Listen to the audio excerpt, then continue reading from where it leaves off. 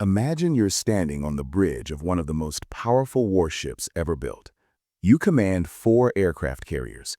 You have the best trained naval aviators in the world. You just launched a devastating strike. Your planes are armed, fueled, and ready to finish off the enemy. And then, in 6 minutes, 6 actual minutes, your entire world is on fire. That's what happened to Vice Admiral Chuichi Nagumo on the morning of June 4, 1942. The man who had attacked Pearl Harbor, who had personally led the most successful carrier strike force in history, stood on the bridge of his flagship and watched 3 of his 4 carriers turn into burning wrecks while he could do nothing, absolutely nothing, to stop it.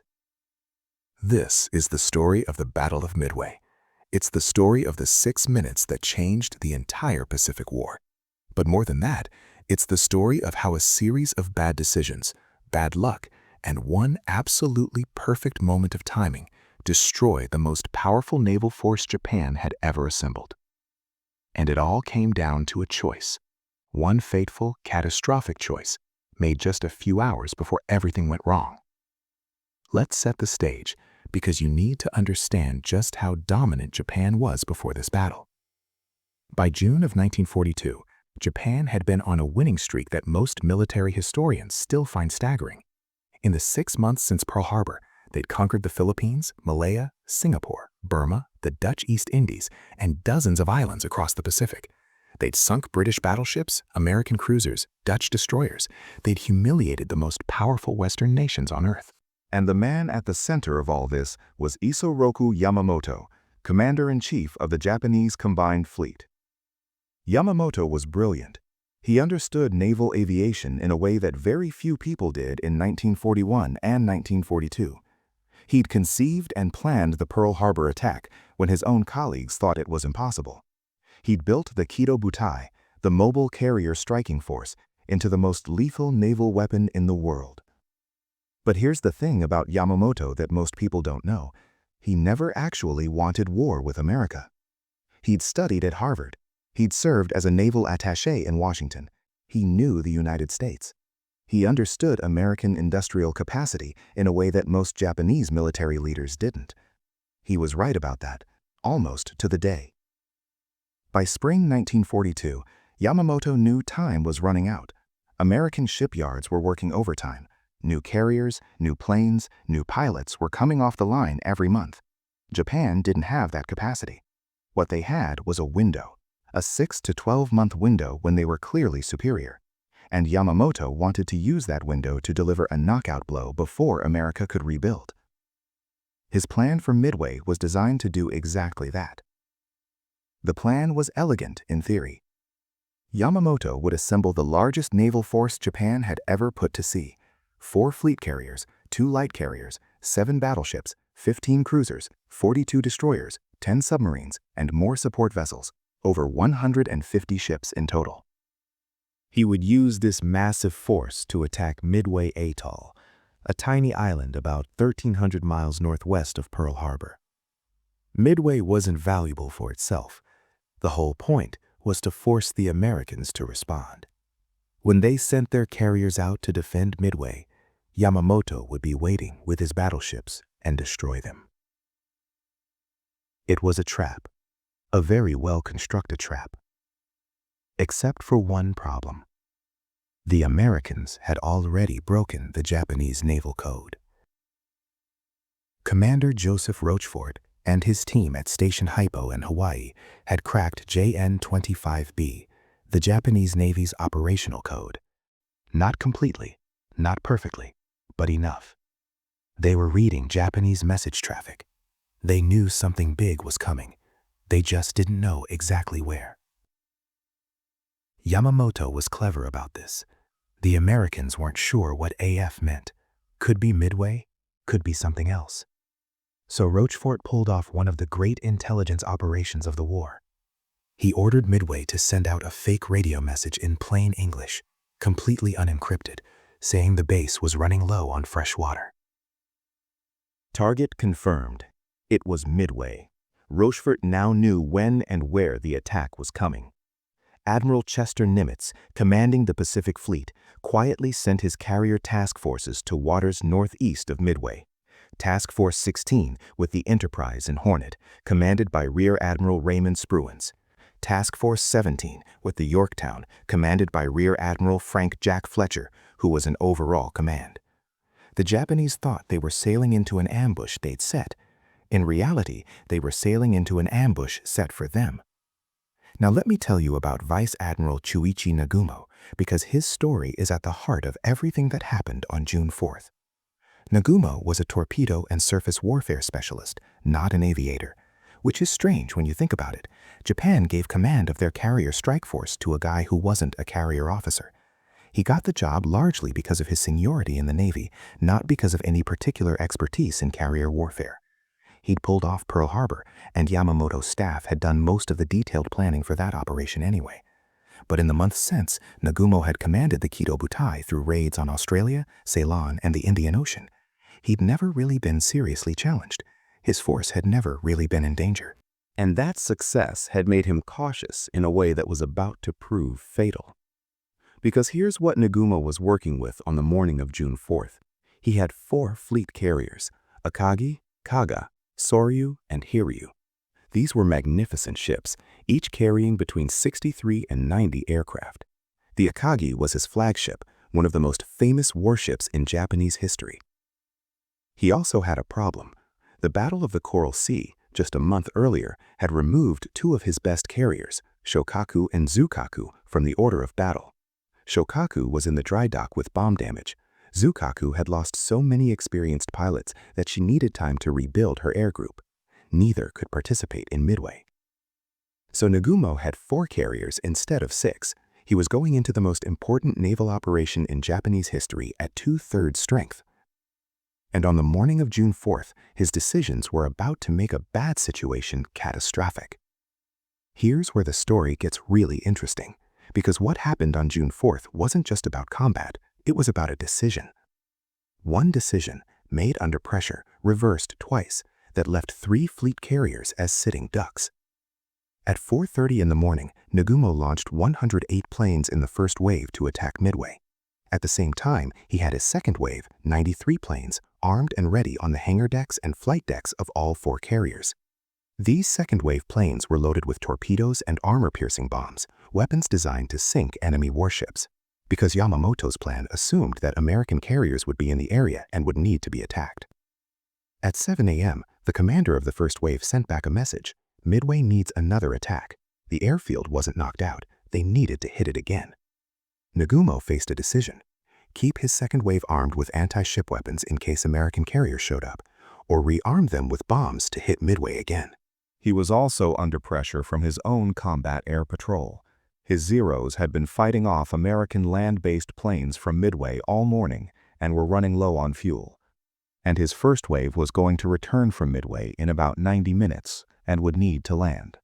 And critically, his scout planes hadn't reported any American carriers in the area. So at 7:15 a.m., Nagumo made his decision. He ordered the second wave rearmed with land attack bombs instead of torpedoes. Down in the hangar decks of all 4 carriers, 93 planes were pulled out of position. Armament crews began the back-breaking work of removing torpedoes and replacing them with bombs. The removed torpedoes were not, as safety procedures required, secured in the armory. They were left lying on the hangar deck floor, because there was no time to do it properly. Then, at 7:28 a.m., one of Nagumo's scout planes finally sent a message. It reported seeing 10 enemy surface ships, but didn't say what kind. Nagumo ordered the rearming halted. Was this an American carrier force? He needed to know. He asked the scout for clarification. At 8:09 a.m., the answer came back. Enemy force appears to include a carrier. Nagumo's blood must have gone cold. Now he reversed course again. Stop rearming with bombs. Go back to torpedoes. Get those planes ready to attack ships. Down in the hangar decks, chaos. Armament crews scrambling to remove the bombs that had just been loaded and reattach torpedoes. Planes being moved, equipment being dragged across the hangar. And those loose torpedoes still lying on the deck, with fuel lines running nearby. According to Jonathan Parshall and Anthony Tully in Shattered Sword, the most detailed analysis of the Japanese side of this battle ever written, the rearming confusion has sometimes been overstated as the cause of the disaster. The planes almost certainly weren't going to be ready to launch within the next hour regardless. But what it did do was fill those hangar decks with loose ordnance, fuel lines, and unsecured equipment. Which meant that when the American dive bombers arrived, there was almost nothing that could have made the situation worse. While all this was happening on the Japanese carriers, the Americans were making their own moves, and not all of them were going well. Admiral Spruance had launched his strike at around 7 a.m.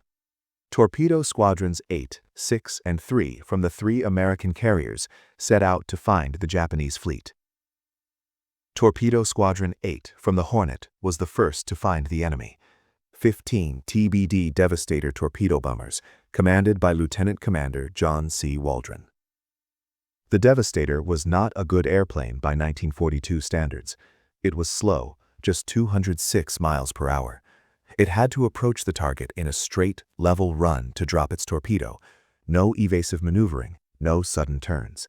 In a sky full of Japanese Zero fighters and heavy anti-aircraft fire, flying a straight and level approach in a slow plane was basically a death sentence. Waldron knew this. Before the mission, he'd written a note that read, "I feel that we are all ready. I actually believe that under these conditions, we are the best in the world. My greatest hope is that we encounter a favorable tactical situation. But if we don't, and worst comes to worst, I want each of us to do his utmost to destroy our enemies." At 9:20 a.m., Torpedo Squadron 8 attacked without fighter escort, without coordination with the dive bombers, flying straight at the Japanese carriers through a wall of Zeros and anti-aircraft fire.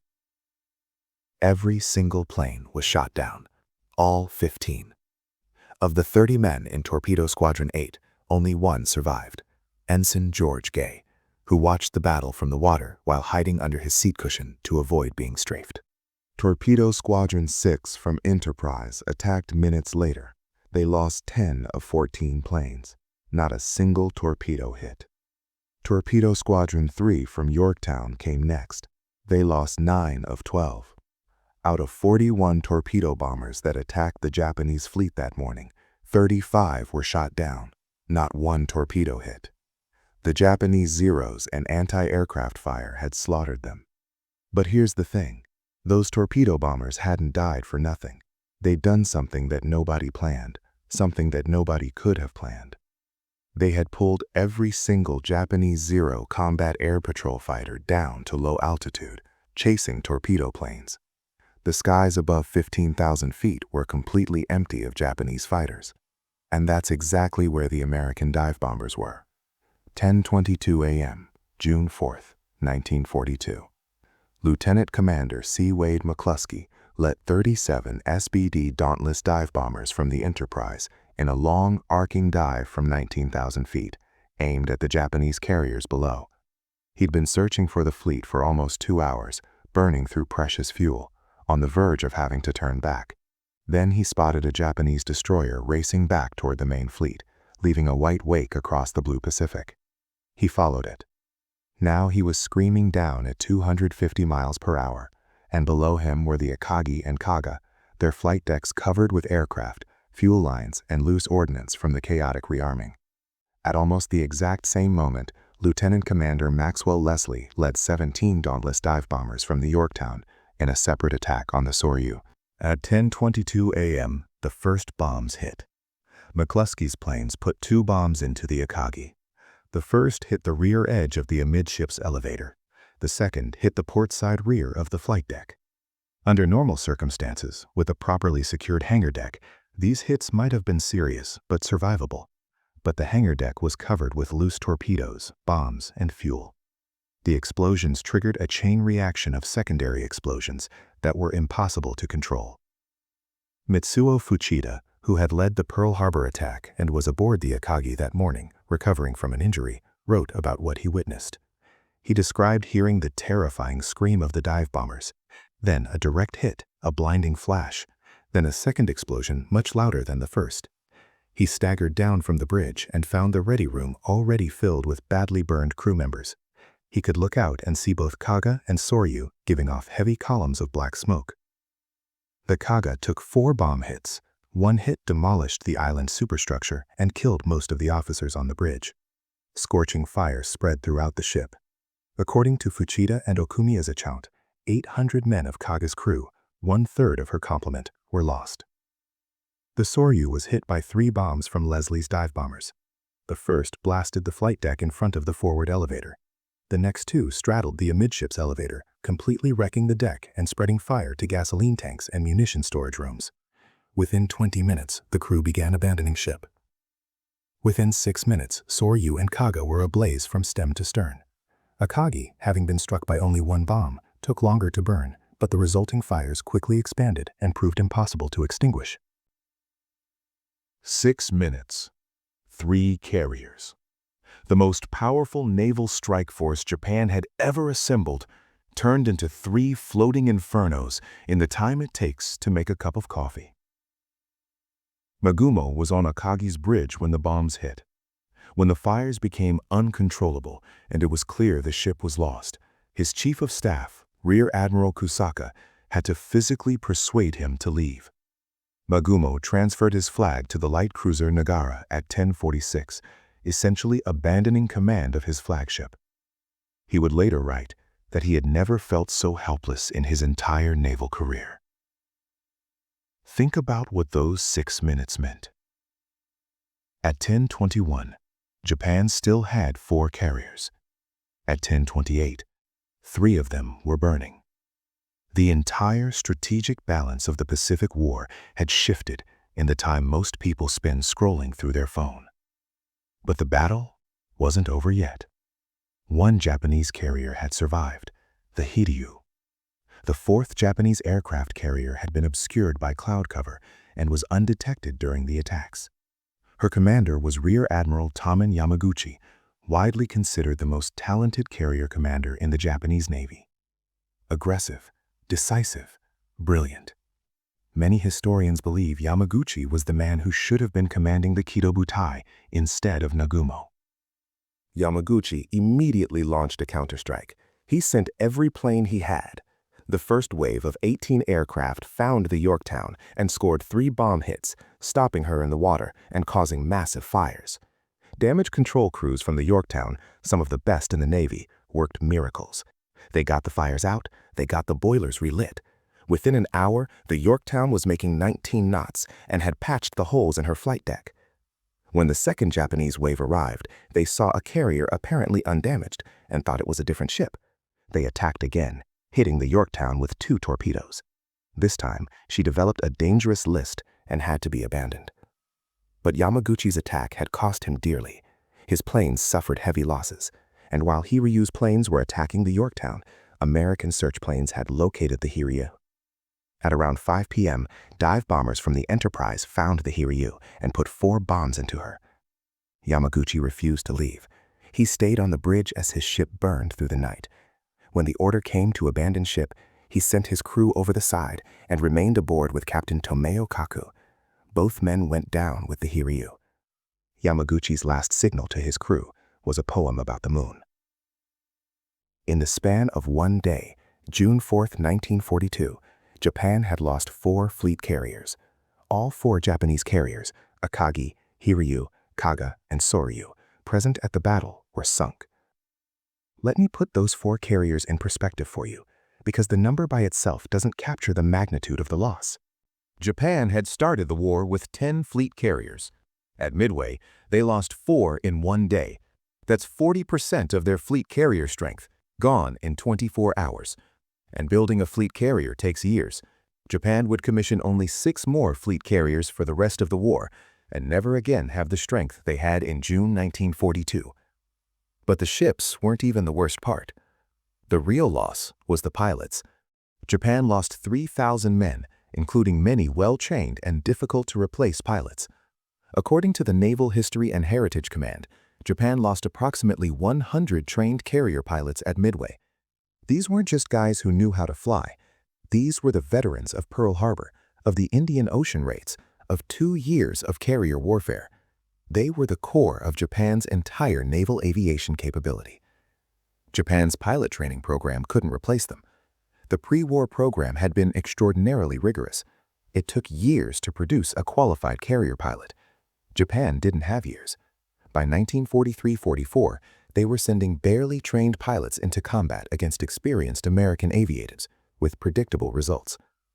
In contrast, the Americans lost one carrier, the Yorktown, which was actually already considered a lost cause after the Coral Sea battle and had been patched up at Pearl Harbor in a 72-hour repair miracle. They lost 150 aircraft and 307 men. The arithmetic was brutal. Japan lost 4 carriers, 3 cruisers, 292 aircraft, and 3,057 men. America lost 1 carrier, 1 destroyer, 150 aircraft, and 307 men. It was, as Samuel Eliot Morison wrote in his History of United States Naval Operations, a victory of intelligence as much as a victory of arms. Okay, so now we need to answer the real question. How did this happen? How did 3 of the most powerful warships ever built get turned into burning wrecks in 6 minutes? The answer isn't simple. There are several factors, and historians have been debating the relative importance of each for 80 years. Factor 1. Intelligence. The Americans knew the Japanese were coming. They had 3 carriers waiting in exactly the right position. The Japanese thought they had the element of surprise. They didn't. Factor 2. The rearming. Nagumo's decision to rearm his second wave, first with bombs, then back to torpedoes, left his hangar decks in chaos and filled with unsecured ordnance when the American dive bombers arrived. Now, Partial and Telly in Shattered Sword actually argue that the role of the rearming confusion has been overstated in American accounts. They point out that the Japanese carriers were probably not going to be ready to launch for another 30 minutes regardless, and that the rearming wasn't actually causing the fires per se. What mattered more was the fuel lines and aircraft on deck that the bombs ignited. Factor 3. The torpedo bomber sacrifice. Those 41 American torpedo planes that were mostly shot down, they pulled the Japanese fighter cover down to sea level and left the high-altitude approaches completely unguarded. McCluskey's and Leslie's dive bombers attacked without any fighter opposition whatsoever. That was not planned. That was luck. The kind of luck that sometimes shows up at crucial moments in history. Factor 4. Timing. McCluskey's group had been searching for 2 hours, burning fuel, and almost turned back. Then he spotted that destroyer's wake. If he'd turned back 5 minutes earlier, the battle might have ended very differently. Factor 5. The Zeros. Japan's Zero fighter was fast, agile, and lethal, but it had a fatal weakness. It had no self-sealing fuel tanks and almost no armor for the pilot. It was built for offense, not defense. When American bullets found a Zero, it burned. And by staying down low to fight the torpedo bombers, those Zeros couldn't be anywhere near where McCluskey and Leslie were diving. The answer isn't simple. There are several factors, and historians have been debating the relative importance of each for 80 years. Factor 1. Intelligence. The Americans knew the Japanese were coming. They had 3 carriers waiting in exactly the right position.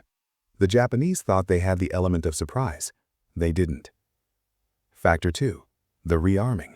Nagumo's decision to rearm his second wave, first with bombs, then back to torpedoes, left his hangar decks in chaos and filled with unsecured ordnance when the American dive bombers arrived. Now, Partial and Telly in Shattered Sword actually argue that the role of the rearming confusion has been overstated in American accounts. They point out that the Japanese carriers were probably not going to be ready to launch for another 30 minutes regardless, and that the rearming wasn't actually causing the fires per se. What mattered more was the fuel lines and aircraft on deck that the bombs ignited. Factor 3. The torpedo bomber sacrifice. Those 41 American torpedo planes that were mostly shot down, they pulled the Japanese fighter cover down to sea level and left the high-altitude approaches completely unguarded. McCluskey's and Leslie's dive bombers attacked without any fighter opposition whatsoever. That was not planned. That was luck. The kind of luck that sometimes shows up at crucial moments in history. Factor 4. Timing. McCluskey's group had been searching for 2 hours, burning fuel, and almost turned back. Then he spotted that destroyer's wake. If he'd turned back 5 minutes earlier, the battle might have ended very differently. Factor 5. The Zeros. Japan's Zero fighter was fast, agile and lethal, but it had a fatal weakness. It had no self-sealing fuel tanks and almost no armor for the pilot. It was built for offense, not defense. When American bullets found a zero, it burned. And by staying down low to fight the torpedo bombers, those zeros couldn't be anywhere near where McCluskey and Leslie were diving. It was only in retrospect, months and years later, that the full significance became clear. Midway had broken Japan's carrier aviation irreparably. It had handed the initiative in the Pacific to the Americans. It had made the outcome of the Pacific War, while still years away and still enormously costly, essentially inevitable. Those 6 minutes on the morning of June 4, 1942, had done all of that. 3 carriers burning, 1 commander transferring his flag to a cruiser, 2,181 men dying aboard those 3 carriers in one morning. And somewhere below them, 17,000 feet below the surface of the Pacific Ocean, those same carriers sit today. The Akagi, the Kaga, the Soryu, the Hiryu, found by research vessels in 2019, resting in the darkness, still there, still carrying the weight of that morning. The Battle of Midway lasted from June 4th to June 7th, 1942. The decisive moment lasted 6 minutes.